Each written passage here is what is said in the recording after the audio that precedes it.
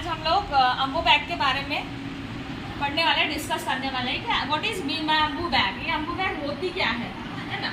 Ambu bag, ये जो मेरे हाथ में है that is called Ambu bag. ये अम्बू बैग आपको नजर आ रही है ना। अब अम्बू बैग, अम्बू का लॉन्ग फॉर्म क्या है? आर्टिफिशियल मैनुअल है ना। अब अम्बू बैग के नाम से नहीं, इसको रिससिटेटर कहा जाएगा। मैनुअली इट इज कॉल्ड है रिससिटेटर, है ना। तो हम जब पेशेंट आईसीयू में अपने पास पेशेंट आता है या कोई भी इमरजेंसी केस में हमारे पास पेशेंट आता है तो हम उसको रिससिटेटर करेंगे with the help of Ambu bag, है ना। ये अम्बू कंपनी ने इसको बनाया है, इसके लिए इसको अम्बू बैग कहा जाएगा। समझ में आई बात? अब ये देखेंगे कि कितने कितने टाइप्स के अम्बू बैग आते हैं।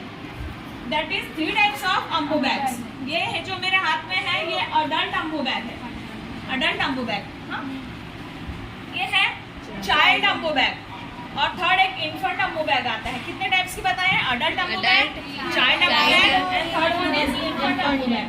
ठीक है।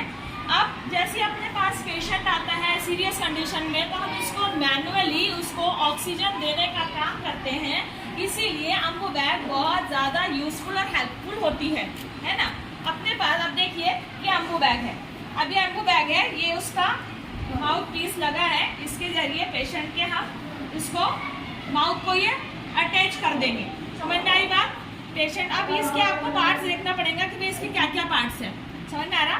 तो नंबर 1 सबसे मेन पार्ट, ये जो व्हाइट वाला लाइक बलून लाइक जो स्ट्रक्चर दिख रहा है that is called Ambu.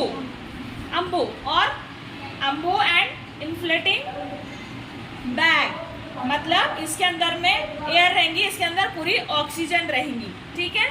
Number 2 आपका ये वाला आएगा यूनिडायरेक्शनल वॉल्व।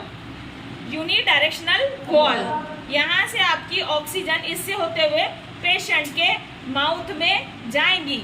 यानी पेशेंट जैसी ये हम मैनुअली इसको एक बार ऐसे करेंगे तो यहाँ से ऑक्सीजन पेशेंट के माउथ में जाएगी और पेशेंट वो सांस अंदर लेगा और जैसे छोड़ेगा तो वापस इसमें नहीं जाएंगी, साइड से निकल जाएगी। समझ में आ रही बात? इसका काम ही यही है कि हम जो ऑक्सीजन पेशेंट को आर्टिफिशियल दे रहे हैं वो पेशेंट इंस्पायर करेगा एंड जैसे वो एक्सपायर करेगा तो वो एटमॉस्फेयर में जाएगी, वहाँ वापस इसमें एंट्री नहीं होगी। और ये काम कौन करता है? यूनिडायरेक्शनल वॉल्व, कि सिर्फ वो ऑक्सीजन बाहर निकालने का काम करता है।